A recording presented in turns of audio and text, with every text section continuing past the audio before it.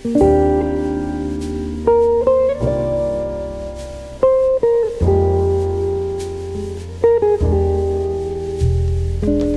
strangers of the internet. Welcome to my studio.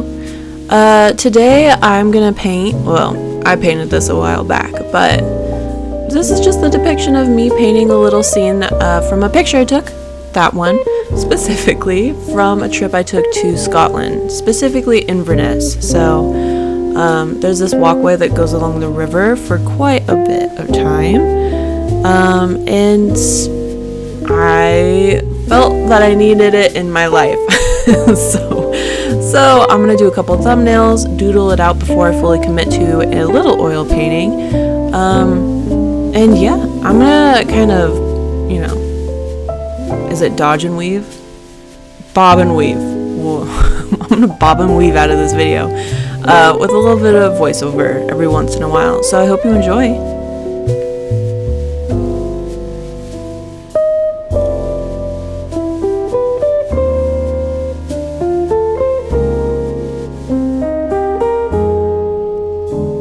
I am using The Illusion of Life, one of the Walt Disney books, because I needed a little bit of color inspo. I wanted to use a different color palette than I'm used to and try to get out of my comfort zone. So I was just looking for a little bit of something to kind of drive my color palette. Instead, I looked at this book for a very long time. I didn't realize how long it was until I was chopping down the footage I took of me just going through a book, which I don't know how exhilarating that is, but that in itself, to me, is delightful. And it's a book I would totally recommend, by the way, for the fellow art nerds out there or Disney lovers, either or acceptable.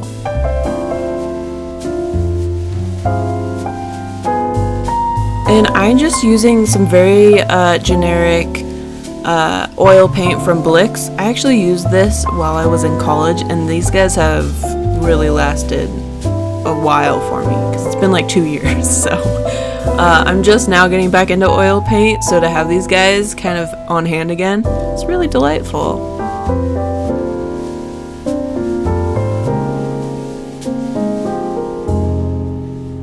And here I'm just starting with a super dark, dark brown, dark umber, base coat, because I'm going for a vibe. I'm going for a real, just kind of enchanted walkway. It's gonna look hopefully kind of like it's at dusk. Hopefully, as in I don't know what it looks like. The plan was for it to be whimsical.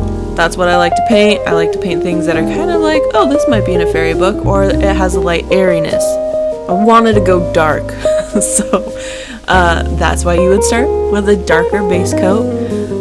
I don't prime the canvas because I like to see the wood panel behind it. So I actually use the wood grains to my advantage sometimes, and I don't know, there's something really, I don't think wholesome's the word, but maybe endearing about it. I don't know.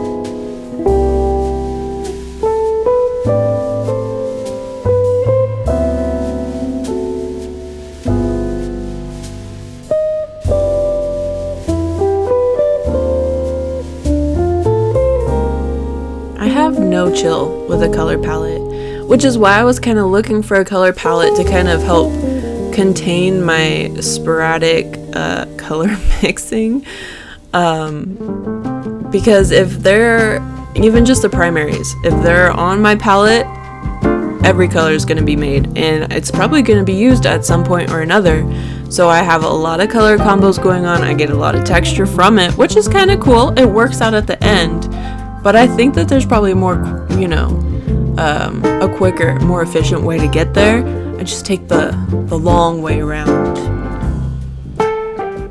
So right now I'm just kind of color blocking in the shapes that I want, the form of the trees that I think I'm gonna like and dislike. And at the beginning stages like this, it's either a hit or miss for me. I'm either like, oh no, I could see this really becoming a very cute little painting, or I'm like, I don't know what I've created, it's a monster, it's like a Frankenstein situation. So I just have to stick with it sometimes. But I remember liking the first part of this process. In the middle is where it got kind of rough. I had to take a little break.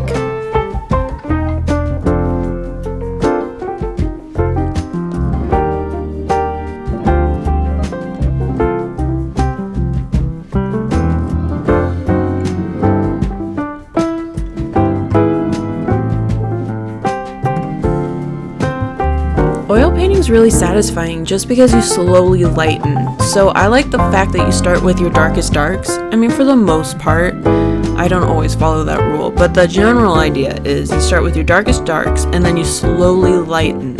So it's like a puzzle. Every time you got to figure out, well, am I going to put my darkest darks here or my darkest darks here? So I started with a darker background. I slowly lightened it to what you see now, and then I'm going back in and re-emphasizing some of those really, really dark lines and patches that really primarily sit at the bottom of the tree. And I, it's my video, so I'm gonna like kind of gush over it, but it's so satisfying to me adding in those darks back in, because I always wash it out. I'm not one of some, maybe I will eventually, but I'm not someone who patches it in a very satisfying way. Just kind of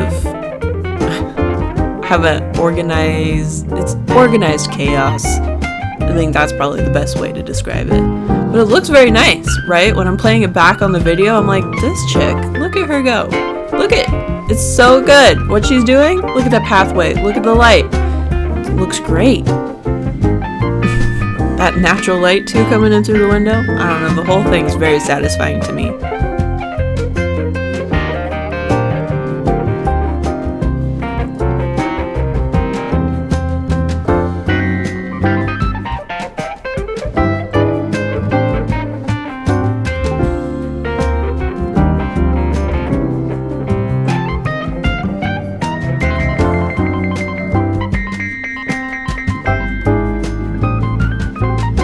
I feel like when I went to school, college, and I did emphasize in painting, there was a couple beneficial things that were exclaimed to me, as in like, the color you're looking at is probably not its true color, like you're associating it with what maybe the primary color is of it, or just the basic version. But that color in itself, like greens and browns, will have reds, they'll have purples, they'll have blues, and that is such an obvious thing. Once it's like told to you, you're like, duh. Now that I'm looking at it, of course it's purple, or of course it's blue. That's why you see so many people paint with blue shadows, because it's like, oh, no, this is primarily just blue. So this isn't going to be a perfect green. There's going to be some browns in that green. It's going to get really kind of like a yellow ochre at some point. If you're feeling fancy, want those proper terms. And it's just very, very satisfying to go in and add whatever color combos you want, because nature has so many colors in it. It gives you free reign when you're creating, for the most part, You want to know where your light and your darks are. But I say after that, see what color combos you can get. If you can mix certain color combos that maybe aren't super organic, but they look good together, if it works for you, if you think it's looking good, then I say stick with it. And that's just kind of how I go about these paintings. It's more of like a gut feeling situation. And I know a lot of fine artists are maybe not so much, in tune with that. But I think you gotta listen to your gut a little bit. And this is just a cute little palette, look and see. Look, see. Gosh, it's like I've never spoken before. Yeah, this was after the break I took, because it was looking rough. I was getting really frustrated, and this painting only took me, I want to say 4 hours. It's not a big painting. It didn't take me that long. I would say 4 or 5 hours. But, when you like look at something for so long, you're like hyperfixating on it. You gotta take a second. You gotta take a breather, Go do a little exercise. Go eat something, something else to kind of reload yourself and kind of come back and re-experience it. Because when you come back with fresh eyes, you're like, that's the problem. That's what I need to change. So I changed the background. I made things a little bit darker. I changed the background as in I added 2 color tones. I wasn't working with just one. and you just slowly highlight after this, and it is just delightful. I hope you guys can't hear my rattling ceiling fan. It's fine if you can. Adds to the ambiance. Yeah, see, I'm adding purples, and the purples look natural. They look like, well, at least in my eye, they should be there. It kind of adds a whimsical, color palette to your painting, right? You want to add colors that you're like, maybe this isn't natural. No, it is natural. And you just kind of go with it.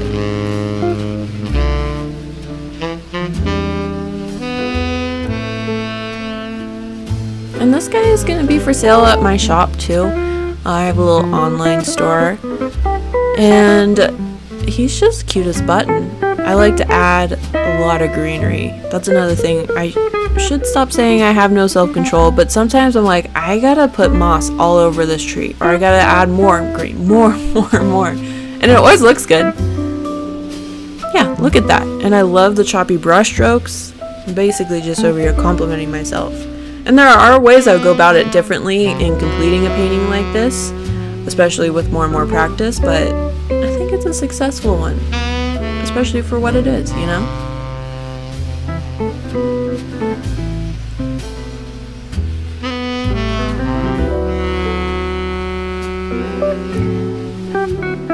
I don't generally leave all my paints on my palette.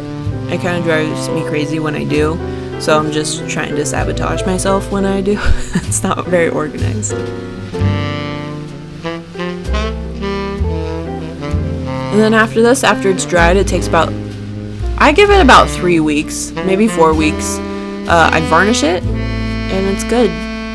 And then these are just some other paintings I've been working on. That's from Maui. That's from just around my house. Another home painting. They're all just, from things I've witnessed, places I've been. I saw the Super Mario movie. That's where that one came from. And that's it. So thanks for hanging out with me, and I'll see you when I see ya. Bye!